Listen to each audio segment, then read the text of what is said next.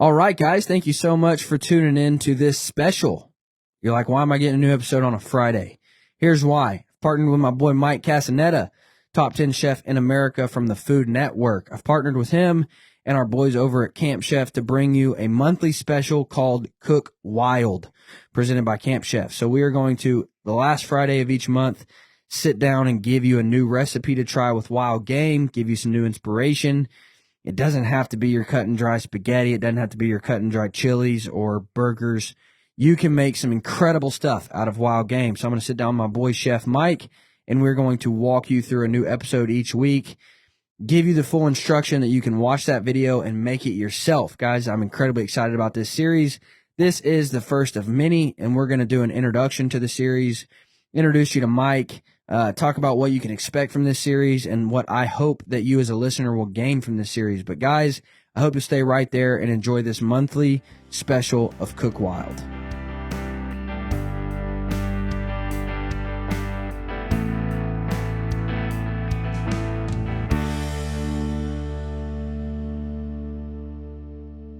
Guys, if you run any kind of supplement for your deer, which you absolutely should, there are things that deer need. And I have found that when I run supplements for my deer, it keeps them on my property so they don't go wandering off onto other properties looking for that thing that they're needing. And so I have just dove fully into running minerals and protein for my deer all year long. Buck Bourbon does supplements and attractants really, really well. Whether you're looking for a long-range attractant like the 110 proof, or whether you're looking for a feed that you can run all year long in a feeder, or even just on the ground in their barrel proof, Buck Bourbon has what you need. I can tell you story after story of going onto a new 500-acre piece, dumping out some long-range attractant, and deer just coming into it. Guys, it will make a difference in the way that you see your deer come in. So, guys, I would highly encourage you to check out Buck Bourbon. You can use code HUNTING101 in all caps to get 15% off. But I would just encourage you, no matter what, to start running some sort of supplement for your deer. It'll have a happier, healthy herd. You'll keep them on your property more, and you can better manage those deer. Guys, go check out Buck Bourbon. All right, Mike. So I wanted to talk about this new monthly special that we're going to be doing. I'm excited about it. I know the guys at Bear are excited about it. So basically what we're going to do is the last Friday of every month, we're going to sit down and we're going to do a cooking episode. We're going to call it Cook Wild, and we're going to sit down and basically take you guys through a video. We won't be in this setting. We'll be on the back deck. We'll actually be on the grill and cooking and having fun and take them through a recipe for wild game. Yeah, it'd get a little dangerous in here, but we could do it. We could probably do it somehow. I'm coming to you from a borrowed studio. So if you're watching online, you're like, man, where's Dylan at? This is a borrowed studio. All my camera gear and all my sound equipment is still in Ogden, Utah, from the Bow Hunters Bash that we did last weekend, which turned out super cool. Let me just talk about that for a minute. Which turned out super cool. Bear Archery partnered with Pope and Young and Second Chance Outdoors, and we brought in 3 veterans who had never been introduced to the sport of archery. I literally didn't get a call. Yeah. So we bring in 3 veterans who had never been introduced to the sport of archery before, and we had coaches who spent the day with them, teaching them all things about their bow, about their arrows, about the setup, and then they shot those bows all day long, and they were Bear Legits.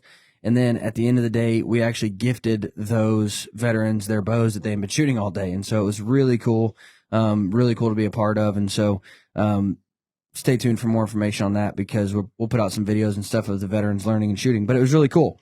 But I am in a borrowed studio because all of my sound equipment and camera gear is still there. So, Mike, give us an introduction to yourself. Yeah, so Why should they listen to you? I don't know. I don't either. Yeah, you really don't ever. But yeah, I actually was in the Army for a while, and the last year I was in the Army, I had already spent a little bit of time as a food writer and a travel chef for Traeger Grills. I got to do some SEC football games and some cool stuff like that. Did you ever get to do Arkansas? No. Why you didn't make it then? Yeah, they just sent us to the good ones. Oh, so I can see that too. Yeah. So it was a lot of fun. And then I got picked up by Food Network. I was named one of the top 10 cooks in America. And then I don't know, things just kind of took off. Things went kind of crazy. So now I just get to hang out with you and make wild game Stuff. food and just whatever that means. So It has honestly become unfair because I have these conversations with people and my job takes me and we travel a lot. And so I get to eat at some really cool places. But everybody's like, what's the best steak you've ever had? I'm like, Mike Castaneda. And they're like, what's that? And I'm like, just my boy back some home. guy I know. Like, what's the best pizza you've ever had? I'm like, Mike Castaneda. Yeah. Like, what's the best chicken sandwich you ever had? Mike Castaneda. Yeah. So you've kind of screwed me over. I can no longer have restaurant conversations because maybe you you're should at the take top. me to some of these things where you're doing these veteran events and stuff like that, and I'll just That's keep what I'm cooking. talking about. I'll just keep cooking with you, and it'll be all right. There you go. But guys, I really am. I'm excited about this monthly special. My hopes, and the reason that we're doing it on a Friday, is because my hopes is that we put this out, you watch it, you listen to it, and then you get to spend that weekend trying a new recipe, trying to make it. So Mike we're literally going to sit down on the podcast, and you can listen to us talk about the recipe. Listen to us, Mike, give you full details about how to make it, what to do, how to prepare it, and then you can watch the video and see it being made and hopefully give it a shot. But I am passionate about wild game. I like eating wild game meat. Not so much as other people. Mm-hmm. I don't live off of it, because I still like beef. I still like chicken, still like shrimp. So I'm not one of those guys. I'm not like haven't eaten beef in 10 years. No, I love beef.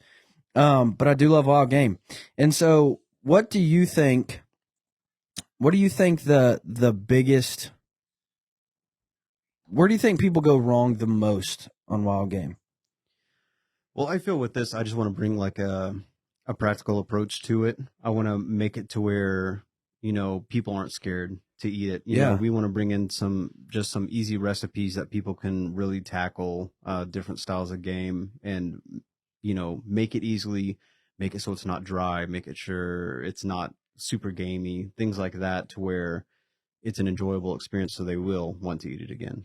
Which that takes me to my number one, you screwed up. Yeah. Is drying it out. Absolutely. Like people, I don't know, they just get this mindset of like, it's wild game, I got to cook it to 190. Mm-hmm. No, you don't. Like, everybody's scared of it because, you hear these stories of, since it's wild, it could have different bacteria, things like that. It's the opposite. Yeah. But it's also so lean at the same time that it can dry out. It's also easy to overcook. So, I mean, things like that, you got to look into with, when we're creating these recipes, we'll look into things like that, maybe incorporating a little bit more fat to it too. Yeah. Now, don't get me wrong. I mean, there are things like, don't listen to this and be like, oh, he's obviously never heard of trichinosis. Like, I absolutely have. Yeah. I understand if you're cooking bear or wild hog, like it has to be cooked to cook out the trichinosis. But, like venison, man, people overcook it. Like it doesn't have to, you don't have to chew it for an hour and a half. Mm-hmm.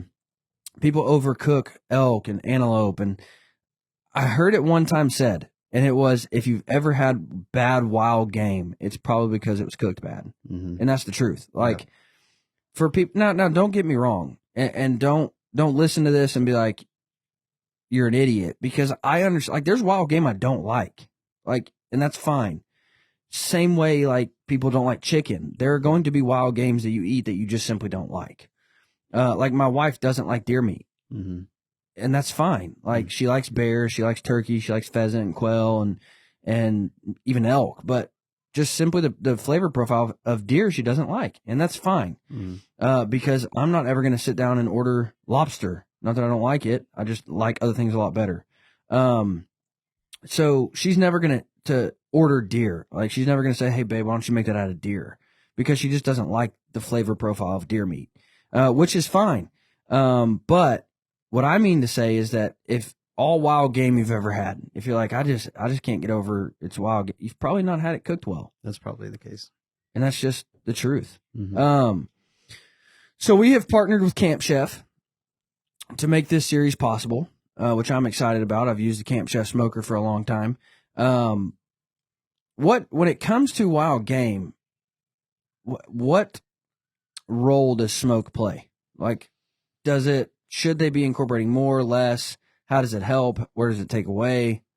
Well, traditionally, the cool thing is, I mean, it's always been a roll. You know what I mean? Since the beginning of time, I mean, they've used it to do things like preserving meat. You know what I mean? So, I mean, since the beginning of time, it's been integral. You know what I mean? Yeah. It's something we've always needed.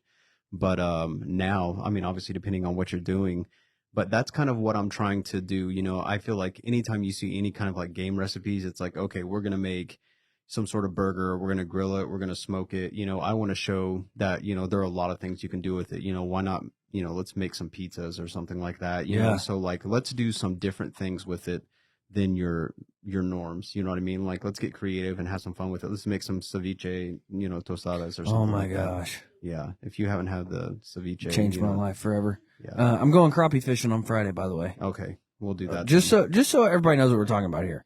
I know this is hunting, bow hunting podcast, but ceviche, what is that? Just so people have an idea. So ceviche is basically cooking like seafood fish without actually cooking it. You're using citrus, like, you know, lime, to essentially cook it without using heat. So the acidity will cook the fish for you. And it's stupid good. Yeah, it's so good. And I'm not a big fish guy. I don't like fish a lot, but when I went crappie fishing not too long ago, and that is one fish I do enjoy consuming. And Mike said, "Why don't we make ceviche?" I'm like, "What is that?" And he said, "You use lime juice to cook it." And I'm like, "Bro, I don't eat sushi." He's like, "No, it's cooked." And I'm like, "No, it's not. It's lime juice." But and he makes it, and I'm just like, "Golly!" It's super easy. Yeah, it Like, is. you don't have to do anything essentially. You literally just put fish in juice. I know there's a lot more little to bit it, to but it, but you know, it's it's something that like anybody can do. Like if Yeah. you've caught crappie or perch or whatever kind of fish you want to use, anybody can do that at home. yeah. And it's something that's completely different. Mm-hmm. Like it doesn't have to be the southern, we're going to deep fry this mug Yep. and eat it with hush puppies. Like it Yeah. doesn't have to be that every time. There are Mhm. different things you can do. Mm-hmm. And I think that for me, that's what I want to bring to the table with this series more than anything is showing people that there's more than just deer chili. Yep. Like there's more than just jerky. There's more Absolutely. than just steaks and burgers and the things that you've always made. Yeah, if you're watching this and you're immediately thinking, what kind of chili are they making? Like you're already in wrong. the wrong Yeah. concept of what we're gonna do here. So So let's give an example. And the best example I know how is the smokehouse, the smokestack, whatever you call it. yeah, That was a crazy good example where everybody I've told this about this series, and I give them that as an example. They're like, "Oh crap! Like I would love to try to make that." mm-hmm. So we went on a deer hunt. Mm-hmm. Mike's first hunt ever. Oh wow, It was fun. Hunting 101 pro tip: don't take hot chocolate hunting with you, I mean, it was, or smoked bologna sandwiches. they were good though. They were really good, but when you have a deer at 0.2 yards, Arm's length, yeah. they smell it. So, we went on a deer hunt. We killed a doe. The smokehouse. Yeah. What was it? So I made this smoked meatloaf, and it was beautiful. And then nice, tender, delicious, flavorful. We topped it with some mashed potatoes, crispy onion straws, and barbecue sauce, and brioche bun. It was fantastic. And it was one of those things where I would have never dreamed about making this with. Well, I would have never dreamed about it. Period. Like that's not the type of thing I'm sitting around going, I'm going to make a smoked meatloaf sandwich, much less out of venison. Mm-hmm.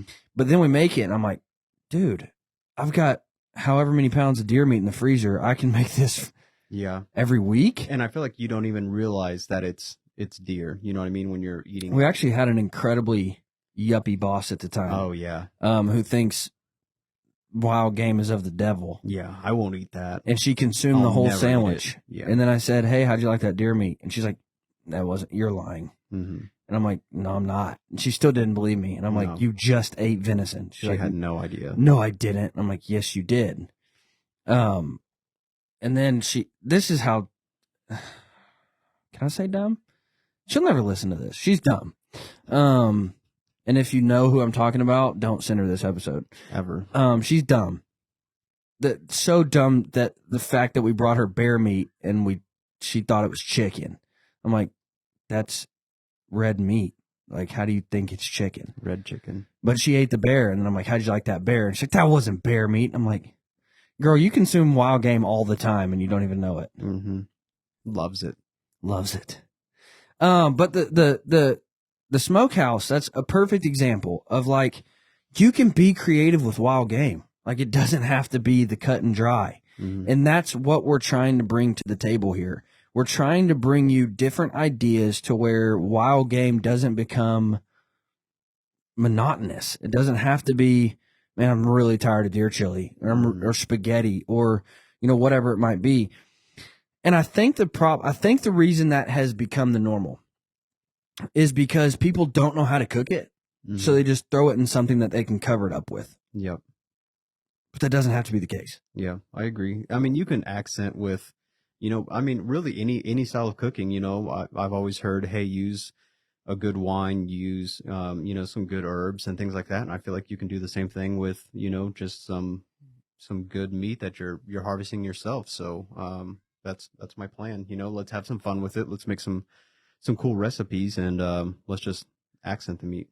What's your one tip? Like, if you were to say, buy this or do this, I've got one in mind. Thought about it this morning. And it will help just any recipe you want to make. What would that be? I think using good herbs, knowing your herbs, you know what I mean? It helps to have a nice pantry. You know what I mean? If you have nice seasonings, good herbs, and know what they taste like and how to use them, I mean, that makes all the difference. If you're consistently using just seasoned salt or salt and pepper, you know what I mean? Branch out and use some different things, because I mean, there's a whole world of different spices out there. And that don't will compete change against the natural flavor of the meat. I agree. Lean into it. Yeah, if you know what things taste like, you know what I mean, and you can figure out what these other spices and herbs taste like, you know what I mean? That's the best way to accent what you're eating, because Yeah, it's sure. Yeah. And the reason I say know what it tastes like and don't compete is because a deer that I kill in Kansas is going to taste completely different than a deer I kill in Arkansas. They're eating different stuff. Mm-hmm. Bear meat in particular can taste wildly different. Like, when you kill a bear in the fall in Maine, it's going to taste worlds apart from a bear you kill in the spring in Idaho. Like, completely different. And you have to know those things. Like, if you kill a bear in the fall that's fat on blueberries, lean into it and do some sort of blueberry compote or something, because it will bring out that blueberry flavor and the sweetness of that meat like crazy. Amazing. Yeah. So now I got to go on a fall bear hunt and get them on their fat on berries. That sounds great. But it will bring that out, and it's almost incredible how much difference that makes when you lean into the flavor profile.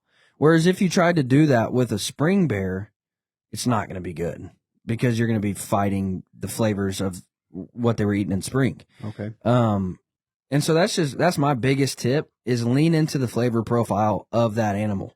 You hear it all the time of like, oh, that they lived in the brush. It tastes so much like sage. Lean into that. Mm-hmm. Like, don't fight the sage flavor of the antelope or whatever it is, mule deer or whatever it might be.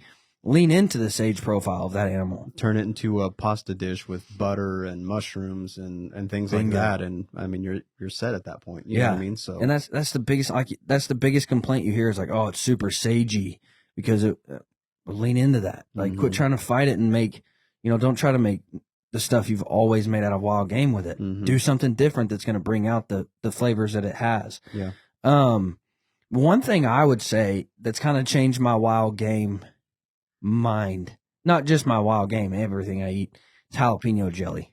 Okay. I put that crap on everything, dude. Okay. You're one of those guys who's just going to just coat everything, like pouring it in your cereal and everything in the morning. Okay. Oh, yeah, dude. Cheerios and jelly. Yeah. That's what I'm talking about. All right. No, but I'll tell you, I was on a hunt, and the outfitter was like, I'm making elk burgers tonight. And I'm like, that sounds good. I love elk.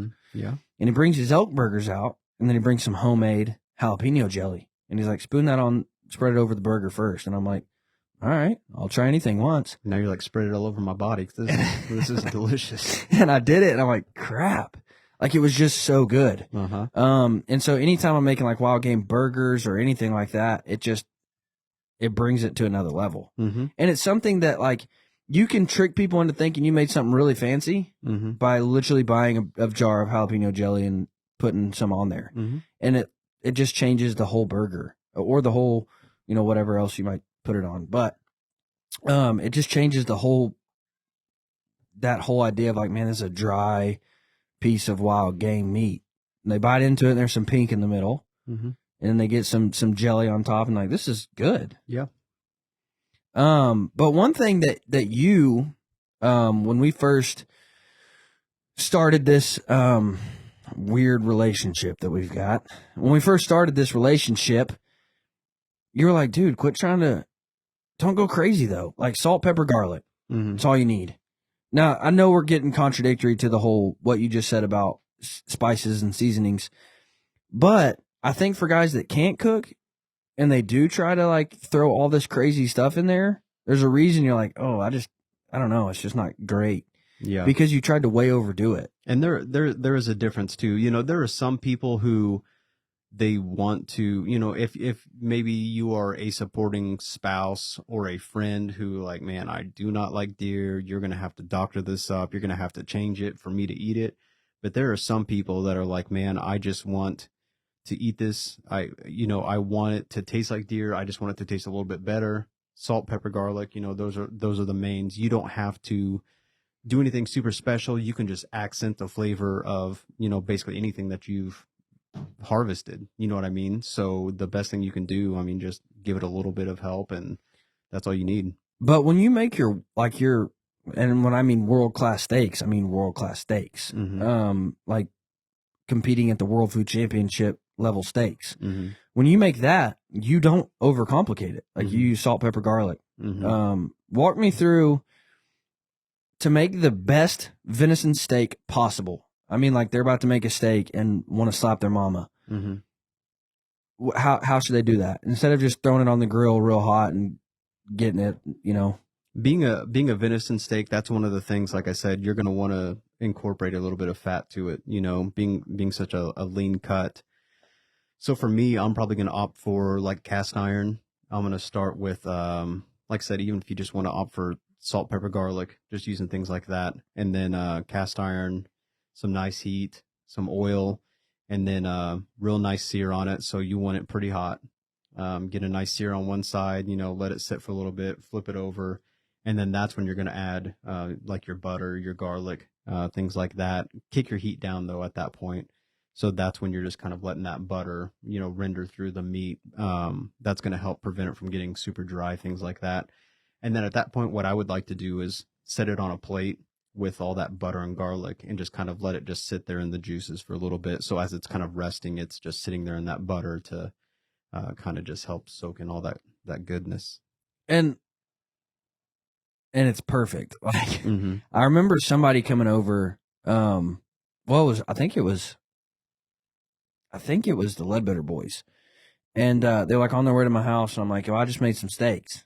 You want just come by, and I made them just like that because you had walked me through it, prior, and I made them just like that.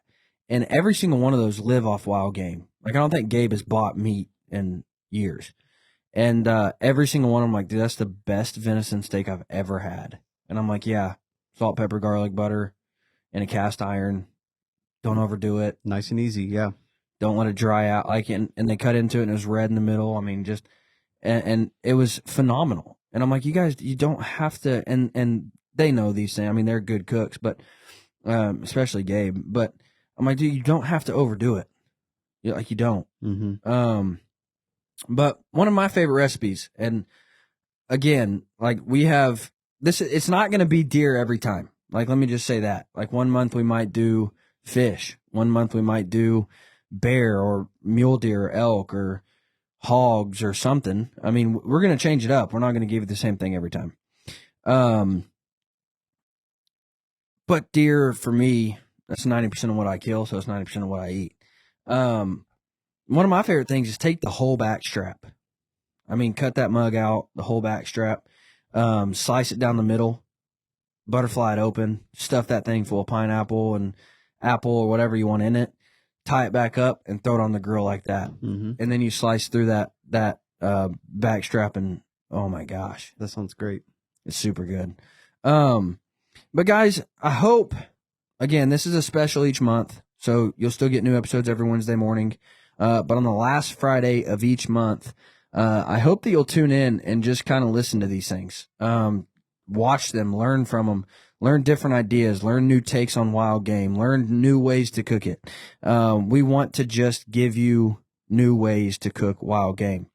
Reason being, and one of the reasons that I'm so passionate about this, if you listen to an episode, I want to say recent, but I guess it was a few months ago now, with Peter Churchborn from the NRA, who wrote the book, How to Talk About Hunting. 90% of non-hunters, when given the full process, when seeing the full field to table process, are more open to hunting than if they don't see the full process. So in other words, if I just show them a photo of a deer I killed, they're much more open to talking about hunting and the idea of hunting, whereas if I show them the full process. So I hope that this will be a way that you can also introduce people to hunting. I hope this is a way you can make this crazy cool dish something that people aren't going to think, oh, that's something you killed. But it's going to look nice. It's going to smell nice. It's going to, be appetizing. And then you get to walk them through the full process. You get to take them downstairs and say, we see that deer on the wall. That's the deer that I killed that we just ate. And you get to show them this full process, and you can change somebody's entire mindset about hunting if you'll show them the full process. So I hope that this is a tool for you as well, not just something that you get to eat and it's cool.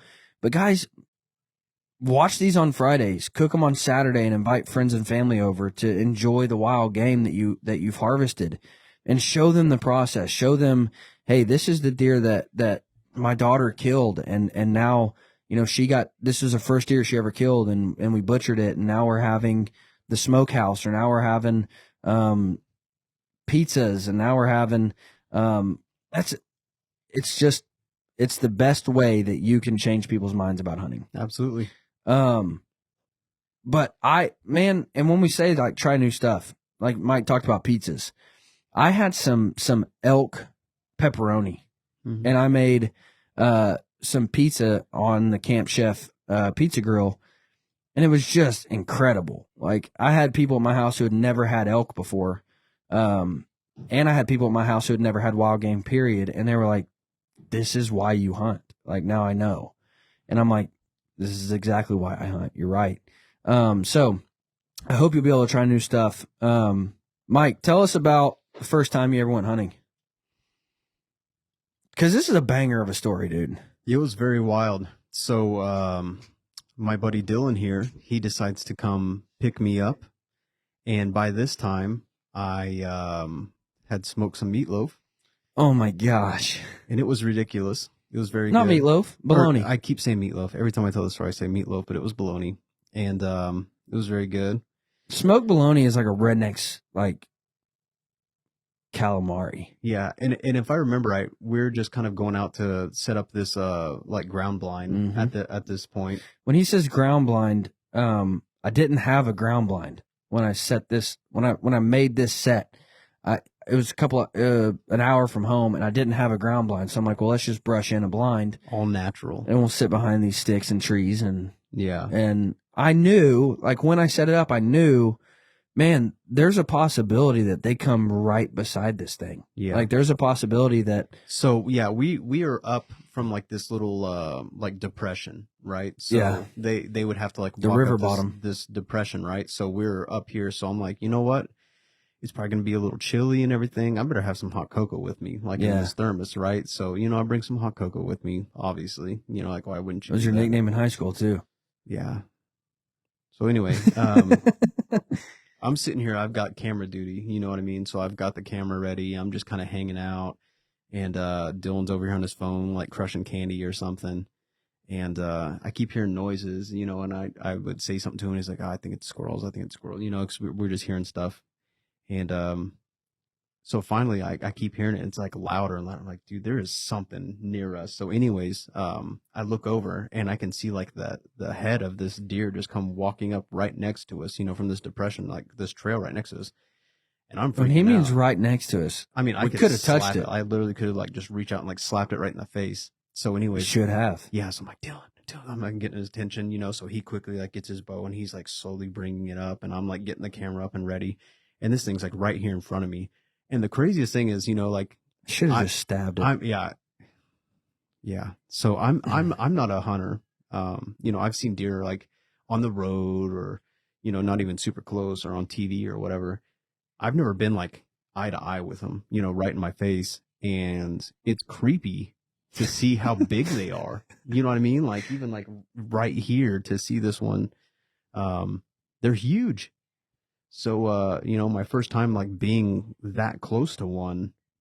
Your first time ever being with one in the wild was at, 3 feet. Yeah. And that was insane. Like I said, I could have just punched this one in the eyeball. And, so eventually I think it smelled my hot cocoa and like jumped real high in the air and just like Ask you for some. yeah, it just took off. And I mean, I would have shared, but it just got spooked. And It was freezing cold that night too. yeah, it was cold. Like it was the kind of cold where you walk out and your chest hurts, like from breathing in cold air.